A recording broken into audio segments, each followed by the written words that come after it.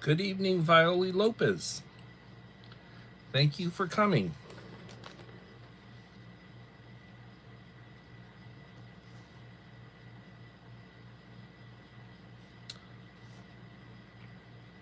I'm just coming on, and it'll take a few minutes to get some more in the chat. So, by saying good morning, I would think you're probably 11 or 12 hours ahead of me. It is 7 p.m. in Victoria, Texas, where I'm at, and you're probably over somewhere in the Philippines or Taiwan or maybe Japan. And I would think it's probably 8 o'clock in the morning over there. Thank you. I will try to. Appreciate you coming.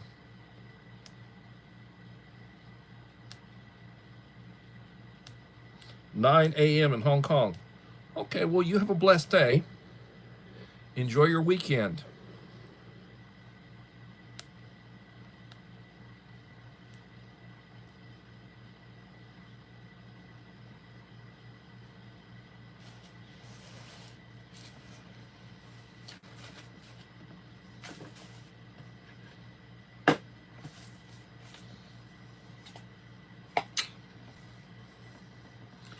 All right, where are you?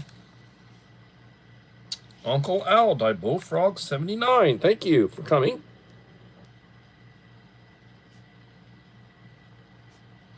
Hope you have had a wonderful week. Thank you so much. Feel free to drop your link. Feel free to drop your link. Oh, lordy, lordy, lordy, lordy. Here we go.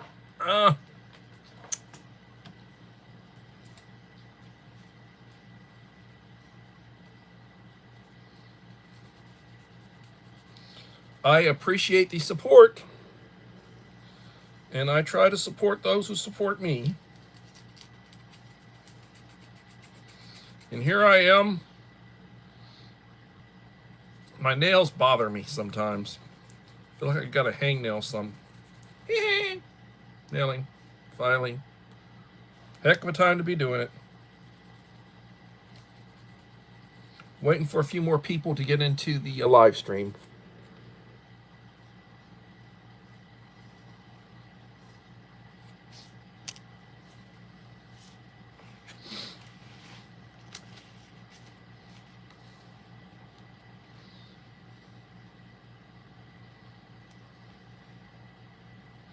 My daughter spends, she goes once or twice a month. It's like $60 for her they do her nails.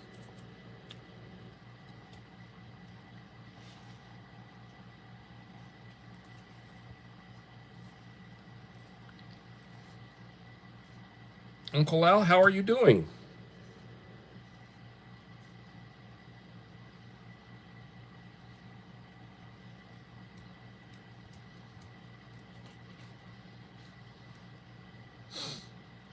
Three in the house.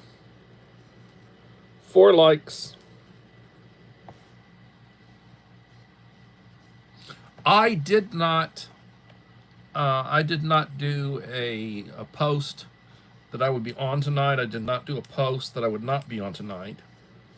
I apologize. It was a busy day at work, and I wasn't able to.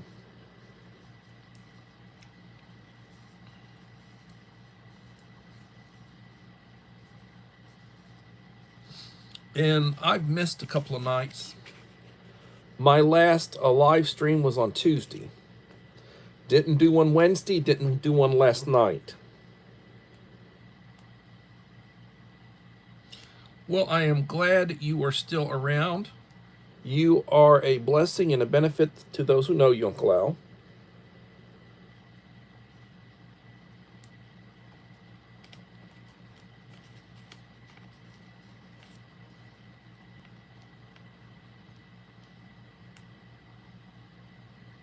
Take care, Viola. Have a blessed day, Miss Lopez.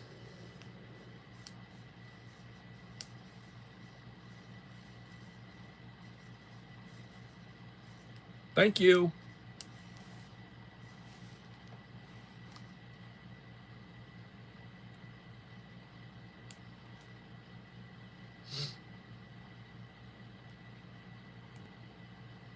Thank you.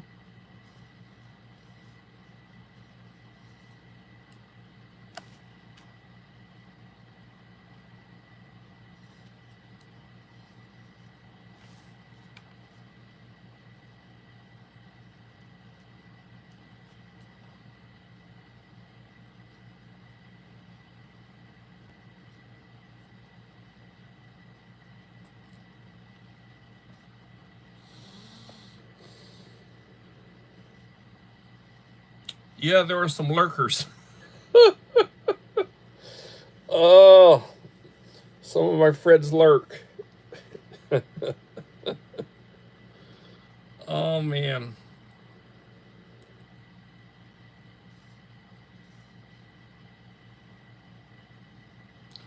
I took notes on your suggestions for a topic, Uncle Al, which we will visit this evening when we get a few more people in the house.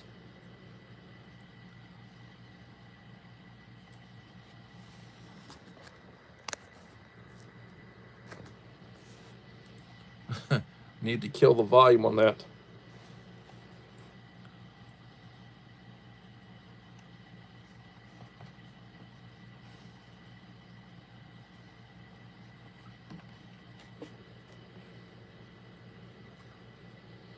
You know, the idea of an overnight bag or being able to get by for 3 days or 72 hours, like if you're out and about and trying to get home, that is something really good to have.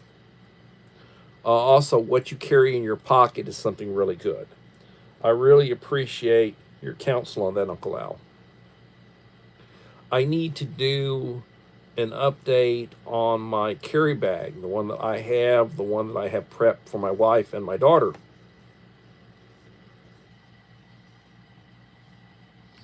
Drinking peppermint tea.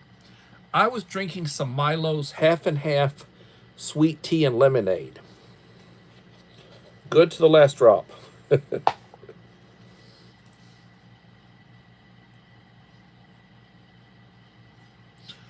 Herbal tea is really good for you. I have not had any in a coon's age. I really have not been drinking hot herbal tea. When I drink tea, it tends to be something that's prepped out. Or I get like a gallon of like the Milo. I like the combination of the sweet tea and lemonade, half and half. That's a really good, that's a good beverage. I enjoy that.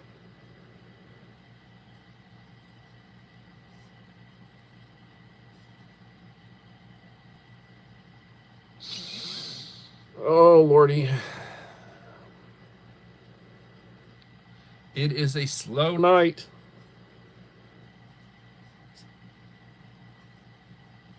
I hear you, Uncle Al. It's probably a good idea. I live on caffeine. I drink 3 or 4 cups of coffee every morning. Gets me going till lunch. Lunchtime, I usually have a Diet Coke with whatever I eat. Old school Diet Coke.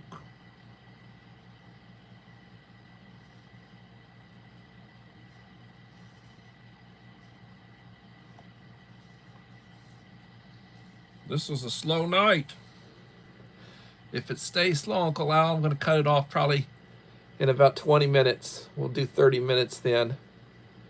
Right now, we don't have many people coming.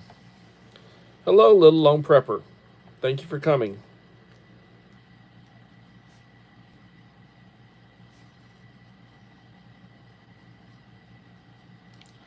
I was telling Uncle Al that if we don't have many more people show up, I'm probably going to cut it off after 30 minutes and we'll try again tomorrow. I'll post it tomorrow that I'm doing what I'm doing. I'm going to try to do, I've got a mail call I need to do. I'm going to do a mail call video. Had a couple of things sent to me.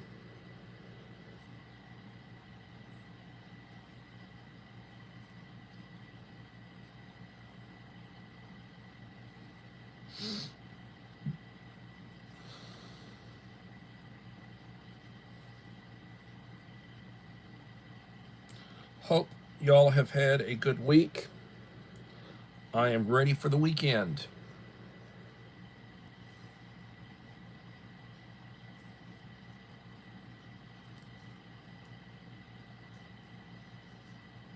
Yeah, I know, Uncle Al. I know. I try to do it when I can. Today was one of those days I wasn't able to. I was shorthanded today, running around like crazy. I didn't get a chance to do it. Plus, my boss was in my room several times. I wasn't able to do it.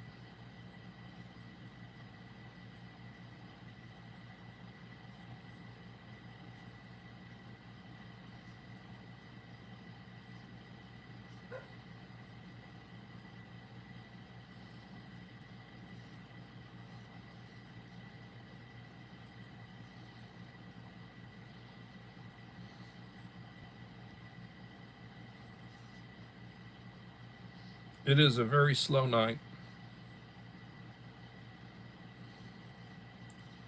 Very, very slow night.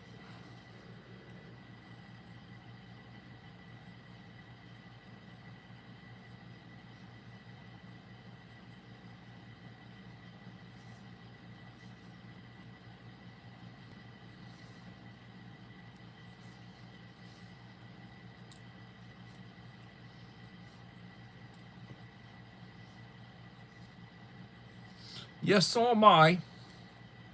I'm ready for some warm weather. Um,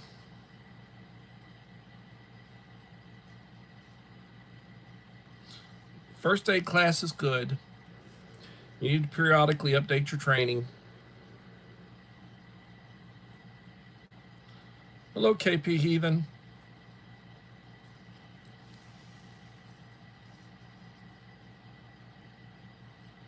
Hope you're having a good week, Heathen. Looking forward to the weekend.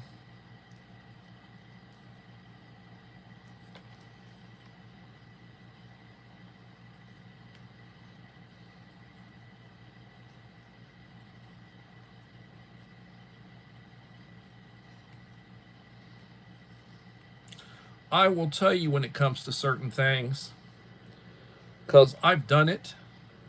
I mean, I've used my training on a few occasions in the past, nothing recently. You really need to be in pretty good shape when you do some of this stuff. Having the strength to do it, having the endurance to do it, like trying to do CPR if you're by yourself or if you don't have backup. Tell you what, you better have some, you better have some endurance because you get tired. I don't think I could do it for very long now if I had to.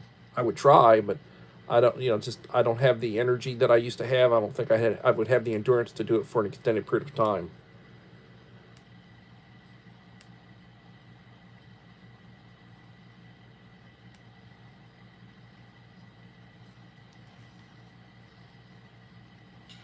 Pre-retirement days, how are you doing?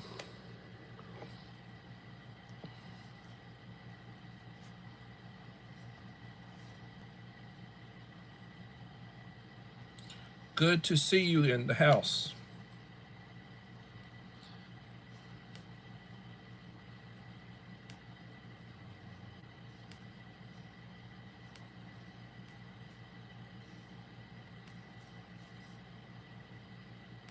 To my knowledge, I didn't break any ribs the 2 times that I did it, but I did do it, and I did do it effectively.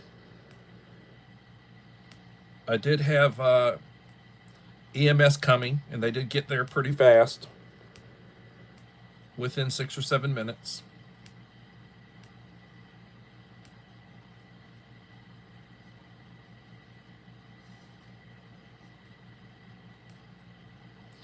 A lung bag. Well, that's good to have. I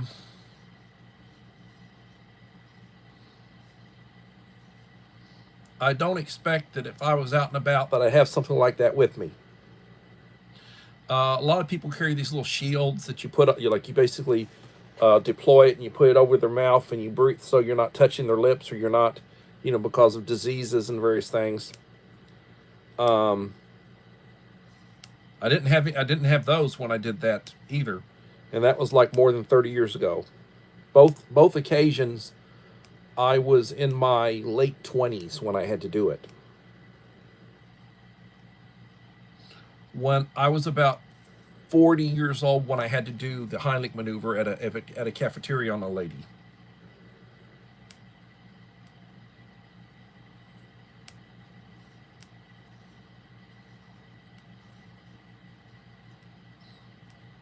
Well, you know, and every time I went to update my card, you know, for my lifesaver training, they usually will tell you that you don't have to actually you just do compressions. You don't have to actually, you know, do the 5 and then the breathing. You just do compressions.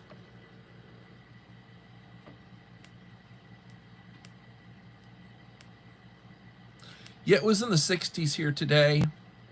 It was a very pleasant day in Victoria. It was in the 60s. It might be down around 40-ish tonight. 40-ish, 41.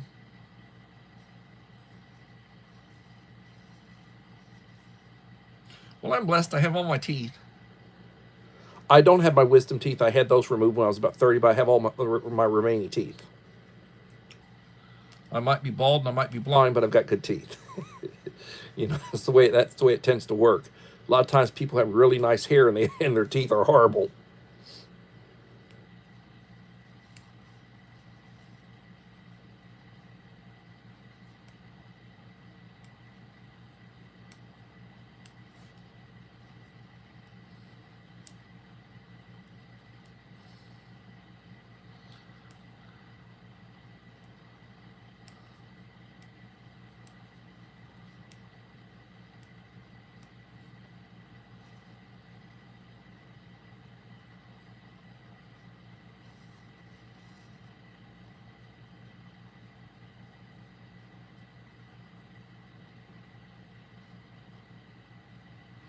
So, Uncle Al, is there going to be a last gasp of winter, or is this pretty much it? What are your thoughts on that one? Are we going to get some more freezing weather? Hello, Melinda Elliott. Welcome.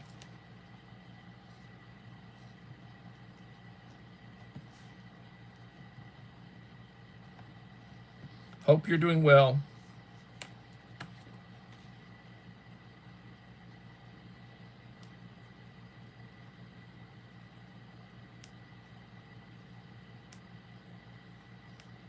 We've been having a lot of wind. I understand that there have been a lot of high winds. We've been getting a lot of high winds. Like we'll get like 40, 45 mile an hour winds. Very, very windy. Blowing the trash cans all over the place.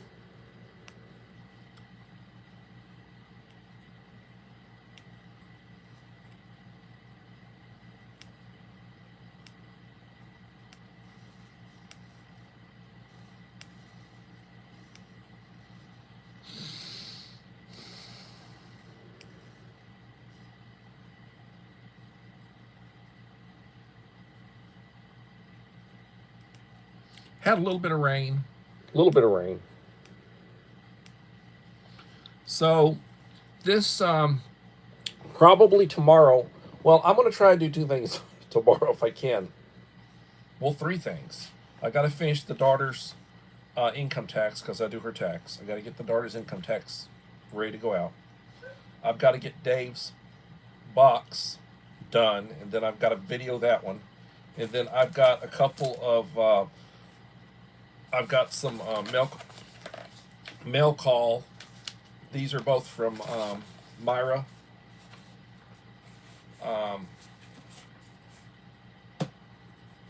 My friend. Buying space. She is in Florida, and she sent me a couple things. So I'm going to do a mail call from her on those, and that will wind up being a video.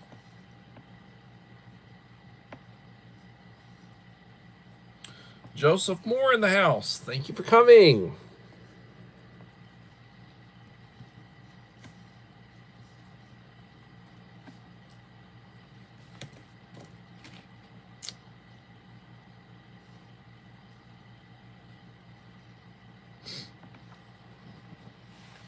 Yes,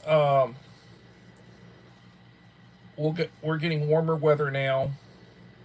I guess it's getting to that point where you have the spring showers. What is that old saying? April showers bring May flowers. I guess we do have spring approaching. We're starting to get some leaves on our trees, getting a bloom there. My wife is removing all of the winter wrappings that she used to protect her plants, trying to get the garden back in shape. We had bad storms and wind Wednesday night. Yesterday, had to hunt down my neighbor's trash can lid for her. She's in a motorized wheelchair. Yes, blossoms, Uncle Al. That's true.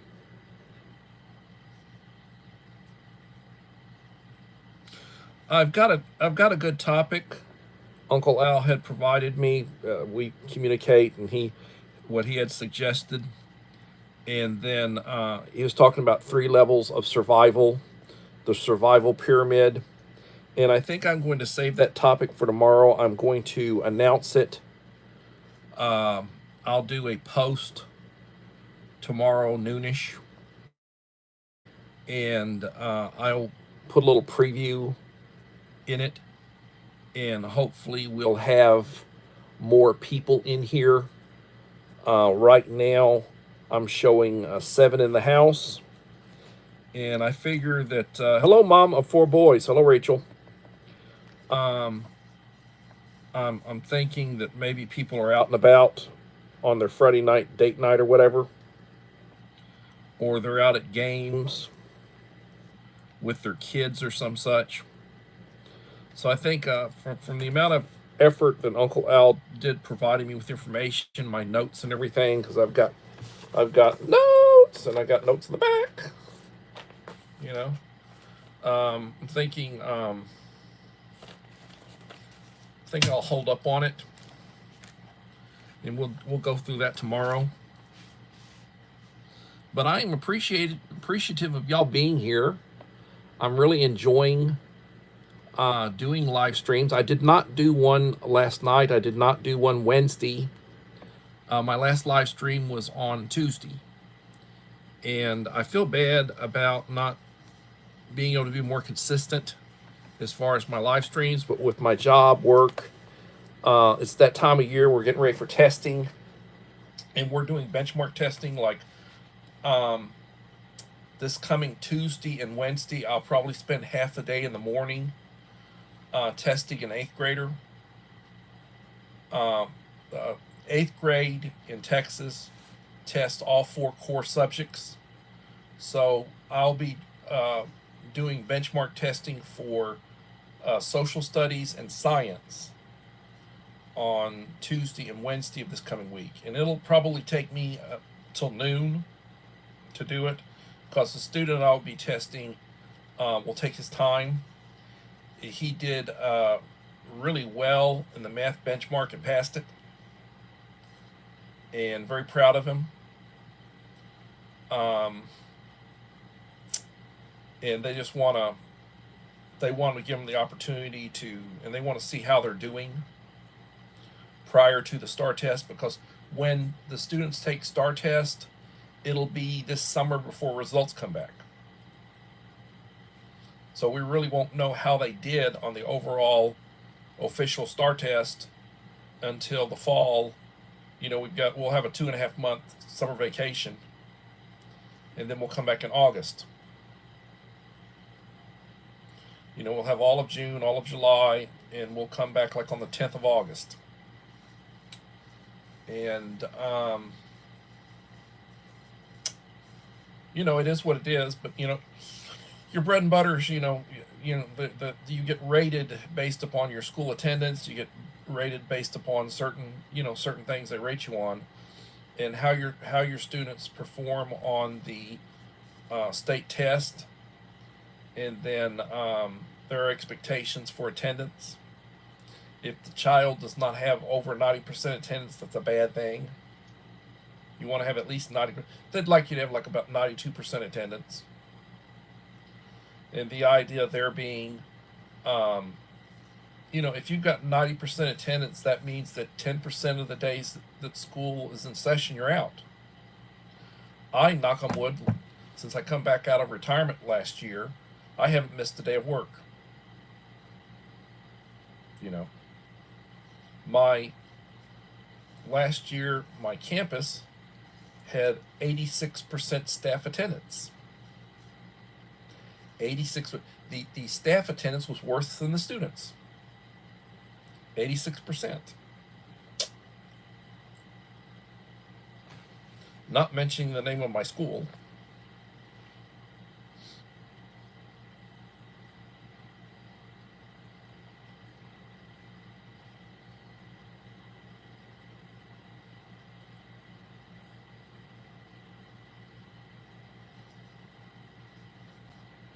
Yeah, I do better on the weekends. Yes.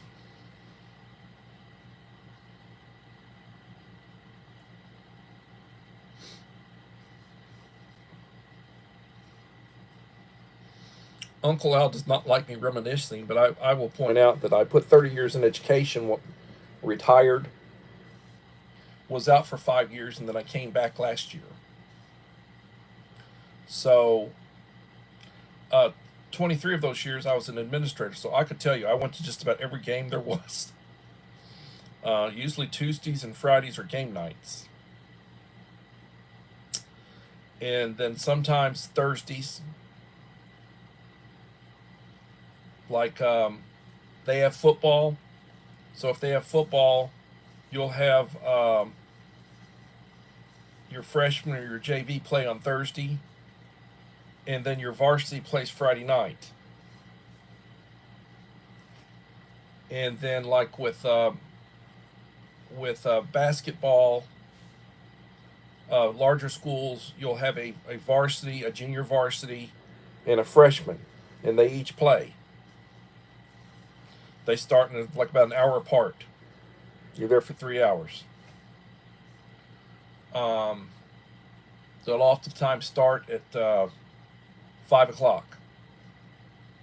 Freshman will play 5, JV will play 6, and then varsity will play at 7 or 8.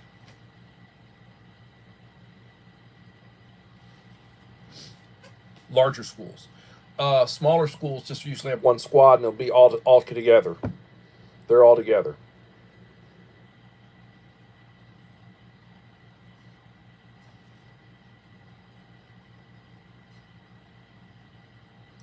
What is hantavirus?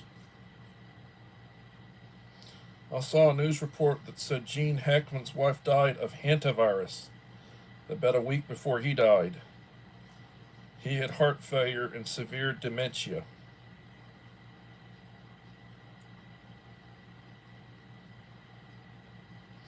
Well, from what I understand, mouse disease, had never heard of it. Caused by breathing rodent droppings. Gross. Well, they had an $8 million house. Didn't have. They did not have any sort of full-time help. And supposedly, from what I've heard, he was dead for 9 days before they found him. 3 days after you're gone, you do not want to be anywhere near, because of the smell of decomposing, something decomposing. Horrible. It's one of the reasons why, like the Muslims and the Jews, they will bury the following day. Somebody dies, they don't embalm them. They will bury them the following day by sundown. That's a traditional thing. And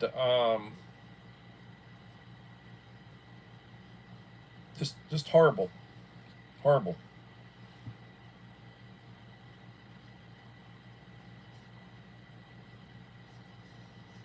Mike Crusher Reviews. Hello, Mike. Thank you for coming.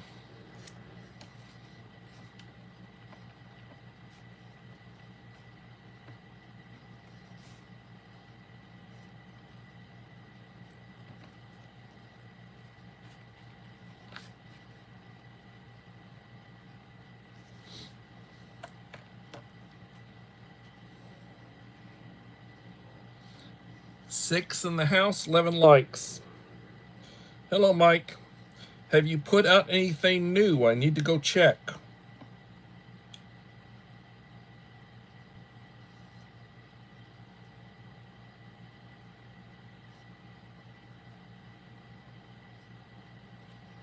Yes, he was 95. She was 65. He was in very ill health.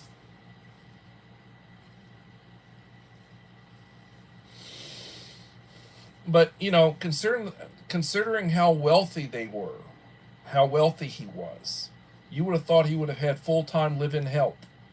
I would. If I had his money, I would have. I would have had full-time housekeeping. I would have had somebody making my meals. I'd have had full-time yard, well, you don't have to have full-time to have yard people come in. They can come in and mow every couple of weeks and do that's not that big a deal, you know, having a lawn man or whatever. But the idea of having somebody come in to, clean your restrooms, your kitchen, you know, do your laundry, take care of, help you bathe. You need to bathe every couple of days. And,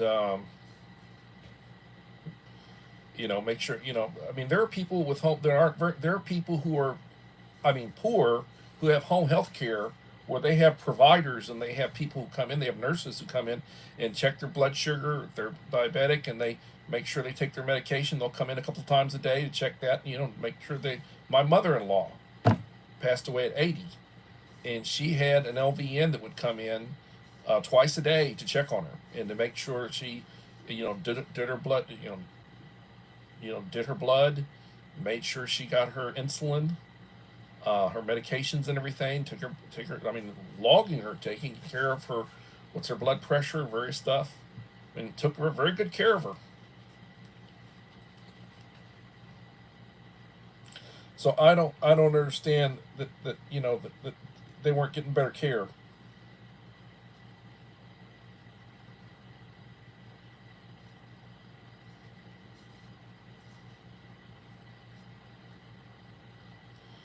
The dog died first, then the wife, then Jean.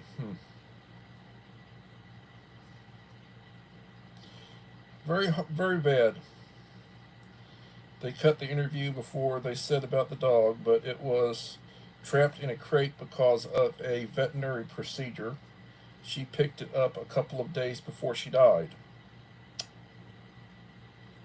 Yeah, horrible. Horrible way to go.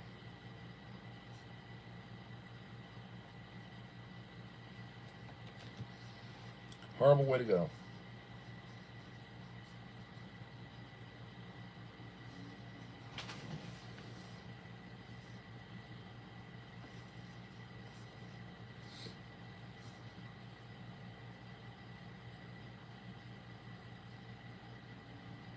Well, they were waiting on toxicology. They were waiting on a toxicology report. They did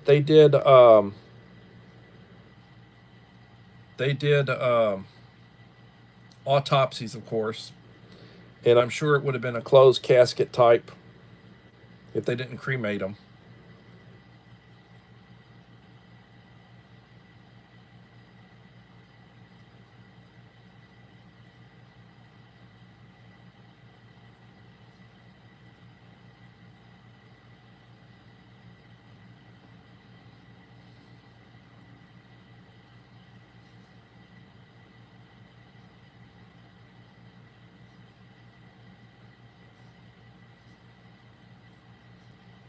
Yeah. As far as what I've seen, and I watched a little bit. I watch clips in the morning. I watch clips before I go to bed of the news, things that are going on. I watched some clips from the presidential address to Congress, and everybody keeps saying that the Democrats basically they would not stand up, they wouldn't applaud, they wouldn't stand up for any of the guests. There was like a 13-year-old kid who had like 6 brain surgeries.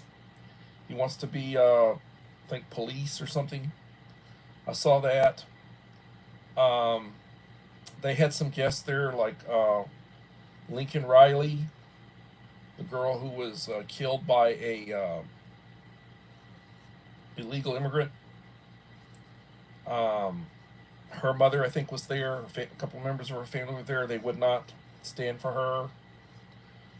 They were very, very, very, very, very negative, and they would hold up signs saying different things, in inappropriate comments. It's really bad taste. And then there was a congressman from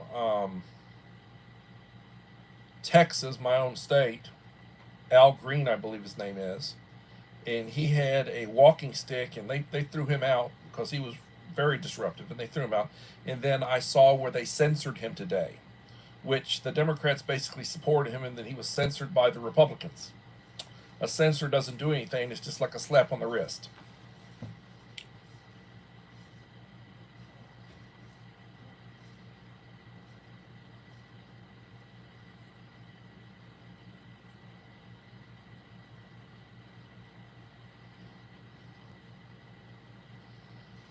Pimp stick.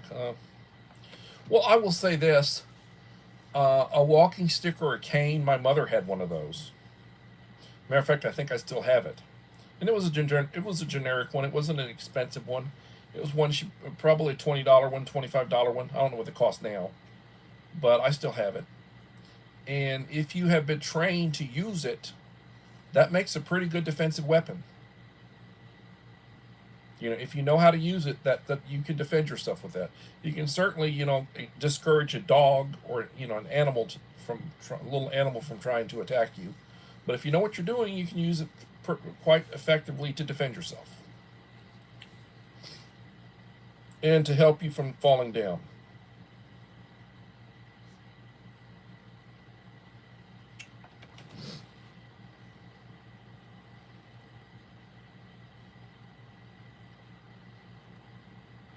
So again, I apologize that I did not post today. I did not post today that I was going to be doing a live stream. I apologize for that. It was a very busy day at work. Very, very busy day. And I will try to make a post tomorrow, and I'll give a little preview. Uncle Al's topic that he had suggested for today involves the survival pyramid, which has 3 levels. And it was first introduced in World War II by a British SAS instructor by the name of John Wiseman. And one of the things that the government talks about, I've heard it talked about. I used to participate in some of the civil defense and some of the they would have emergency management, and I would go to the meetings at the education service. They'd have them at the education service center. They'd have them about once a month, and they would get together, and then they would talk about, in an emergency, setting up a command post, and we all had binders that this is the language that is used. This is, in certain circumstances, this is what we do. And in Victoria, they have a 18-wheeler trailer. They have a trailer pulled by an 18-wheeler that they can basically move to a site and set up as a mobile command post. And I'm no longer involved with that. I was involved with that when I was with school administration. No longer involved with that. But one of the things that they would talk about is that in a serious, major SHTF, wide-ranging grid down type situation, that a large chunk of the population would not survive. A large chunk of the population would not survive. And the ones that would go first are the ones who are medically fragile. The ones that are on serious medications. or dialysis, or they have to have oxygen. And not being able to get their dialysis, not being able to get their oxygen, not having power for their respirators or whatever that they use, they would be the first ones that would go.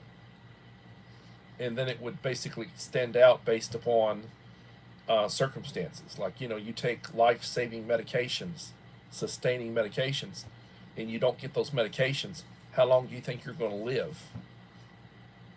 Same thing like with insulin. If you're a serious diabetic, and they would talk about that. And the idea, food and water. The water turns off, the food stops being delivered, things start breaking down. That's not the topic for tonight, but it was mentioned. Uncle Al had mentioned that the idea that they said that 90% of the population would not survive 6 months.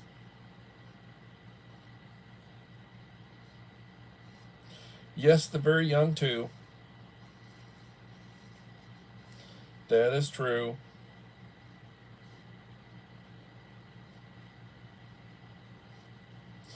And in all honesty,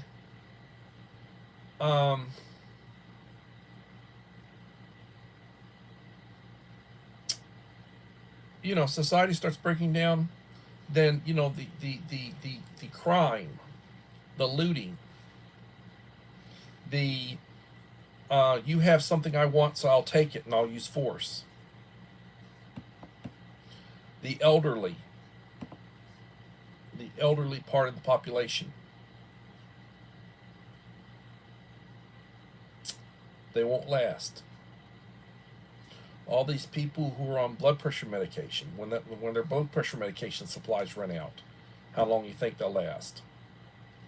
That's why they say if you're taking medication, try to build up a year or more supply of it. Hopefully things can be restored, like if something happens and the grid majorly goes down for several months. Transportation breaks down for a period of time. Hopefully it will recover. But what are you going to do in the meantime? What are you prepared to do in the meantime? What are you trained to do in the meantime? Got to think about that. Very, very important to think about that. Mike Crusher, he does lots of reviews. He reviews food, freeze-dried food, military rations, and he has a good supply of it. How long do you think your supplies are going to last, Mike? You've got a wife and a couple of kids. How long do you think you'll be able to feed them?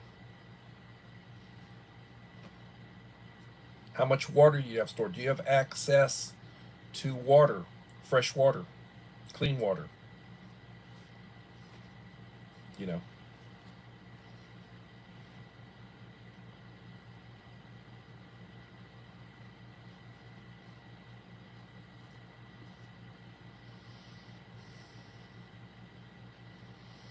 Yeah. That's why they said that it would be a good idea for you to have if you have several members of your family and you have people who are not in good shape, you want to have some body bags. You want to have some, I think they're like $30 a piece or so, if I'm not mistaken. I might be mistaken. I'd have to Google it. But having body bags, being able to put them in a body bag. You can seal them up in a body bag and then be able to bury them. And you want to be able to bury them far down deep enough that you don't have to worry about an animal trying to dig them up. So you need to go down several feet.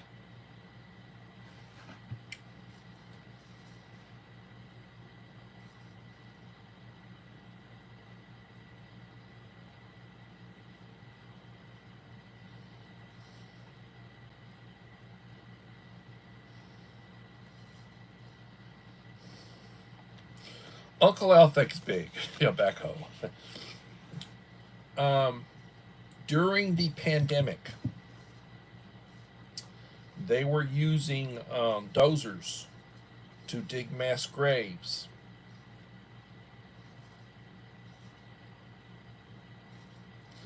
They had refrigerated trucks, freezers,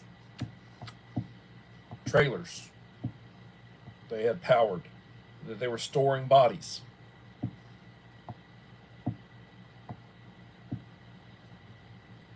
It's bad. It was bad. It really was.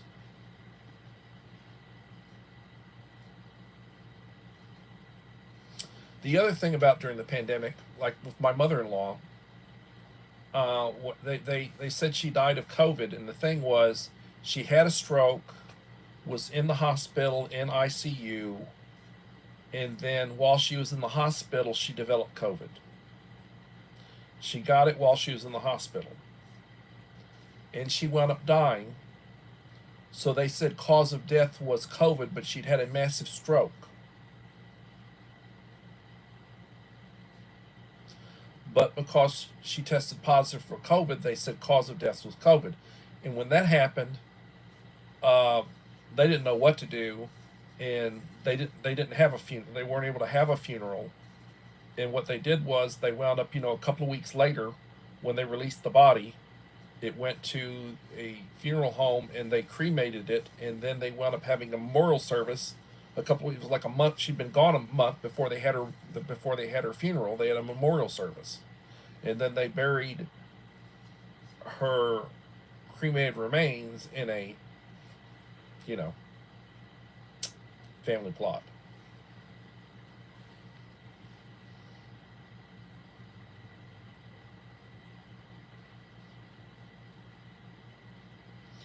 A funeral pyre for the dead, like a Viking funeral. The Romans burned their, a lot of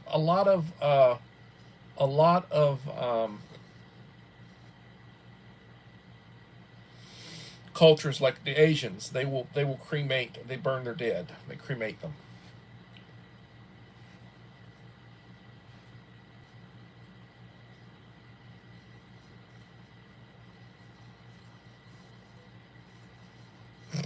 I'm still laughing about that backhoe. One of your preps better be a backhoe. I'm laughing. I'm sorry. I'm having a good time laughing. Yes, to prevent disease, that's what they do. You don't want, like the plague. Um,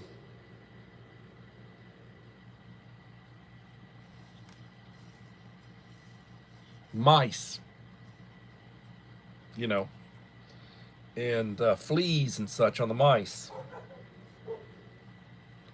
spread the plague. In Rome, during the dark, like around 1350 or so, I mean, killed a third to half the population of Europe on two different occasions. During the reign of the Emperor Justinian, the Eastern Roman Empire, when he was trying to reestablish the empire for the fall of the West, he did very well, and then the plague hit, killed half his population. You know, plagues have really brought down empires.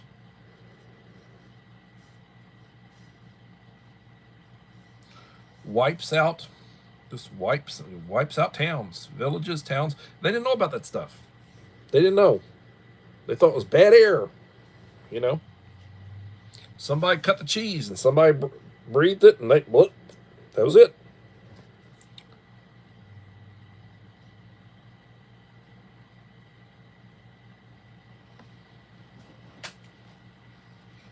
But the the liberal elites on the west and east coast, they talk about the flyover, the heartland, where most all the farms and the ranches and all the growth is, to a large extent, all the rural areas. That's what will survive in a serious situation, smaller populations, isolation, those are the people that will be alive a year later. The Amish, the Mennonites, your country folk,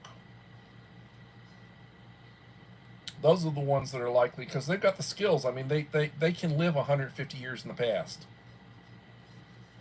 You know,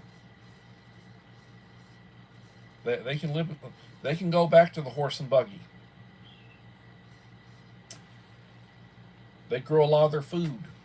They have chickens and goats and cattle. They have horses. I had all that growing up. You know, my father went with his father as a teenager in the 20s, 1920s, 100 years ago, to go buy their first vehicle. My father told me my grandfather paid with gold coins.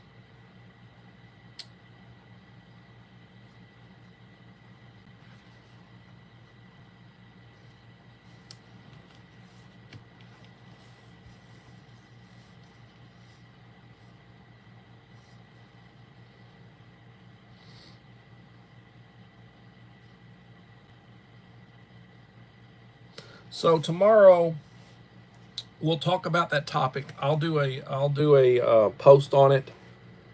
I'll give you a little preview of it, and we'll talk about survival pyramid, levels of survival, and we'll get into it. But the more skills and the training that you have, the better you'll be. Also, you'll have something to offer a group. You need to think about, what skills do I have? What would I bring to my family? What would I bring to a group that I was with? What would be my role or roles? What can you do?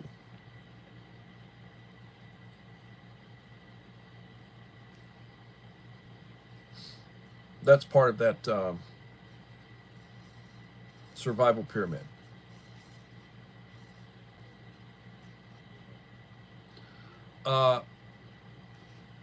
Training. Becoming knowledgeable. Collecting some books on farming, gardening, medical, the basics of, first aid and basic home remedy type medicine. Knowing hygiene,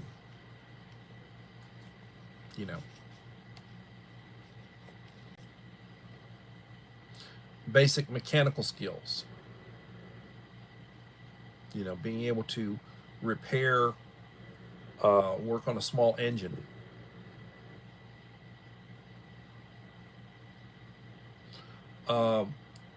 Basic weapons and skills with weapons.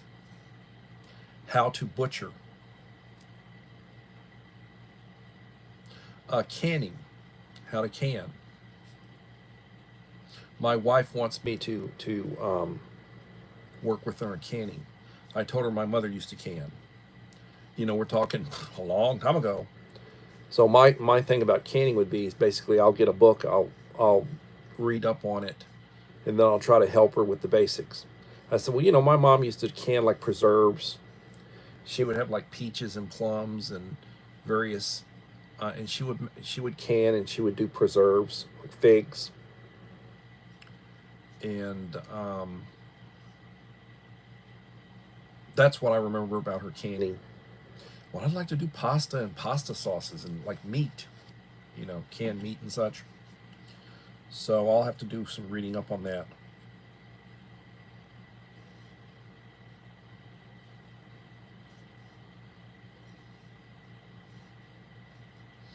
The more knowledge and skills you have, the more you have to bring to the table. And thank you for coming, Uncle Al. I appreciate you being here. Have a blessed evening, and hopefully we'll be back and discuss some more tomorrow. I have a couple of buying space, Myra, and I don't think she was in tonight, but she sent me a couple of things in a box,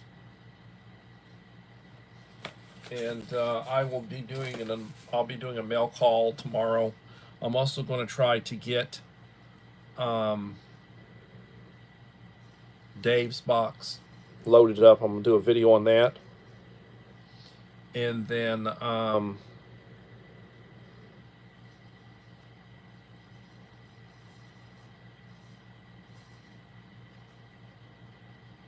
I watched Devil Dog Prepper's unboxing of my box to him. He did a very good job on that. Very good job. And I would encourage you to go look at it. It's 7 minutes, I think. It's not that long. And he did a very good job of it. And I thank Devil Dog Prepper for his service. He's a he's a Marine. They don't say former. So what's a Marine? Always a Marine, but he served our country. You need to thank people who did that. The responders, EMS, fire department, police. They risk their lives. They're not getting rich doing it. You need to thank them. The same thing you need to thank veterans, older folks that served. Thank them. Make them feel good. Treat people the way you want to be treated. And every day when you get up, thank God for the day. It's like you never know. And when you don't get up, you're not going to know it. Next thing you're going to know is Judgment Day and you're before the Lord. And are you right with God? And I'm not trying to preach to you or to proselytize or whatever. I'm not recommending a particular brand of Christianity. I'm just recommending Christianity. Read your scriptures. Begin with the book of the Gospel of John, and then read the Acts of the Apostles, and then read whatever you want.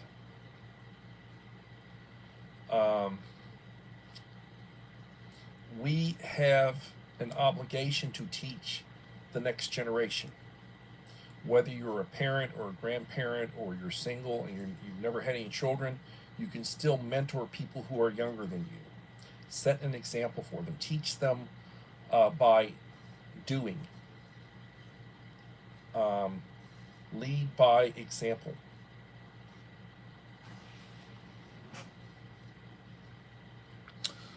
So I have been through about an hour this evening,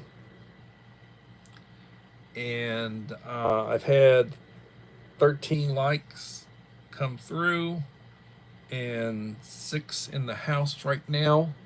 I appreciate y'all. I apologize that I didn't post about that I was going to be on tonight or that I wasn't going to be on tonight.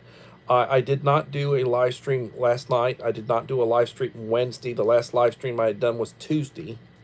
It's just been a very busy week. We're getting ready. We've got one more week, and then I got a week off for spring break. I'll get a lot done over spring break. So hopefully everybody had a good week. I appreciate you. I will try to give back and shout you out. And I appreciate y'all coming in. And everybody, please have a blessed day. Be prepared. And the Scout motto is be prepared. And everybody, please have a blessed day. And hopefully we'll see you again tomorrow for another edition of Coffee Talk. Thank you and bye-bye.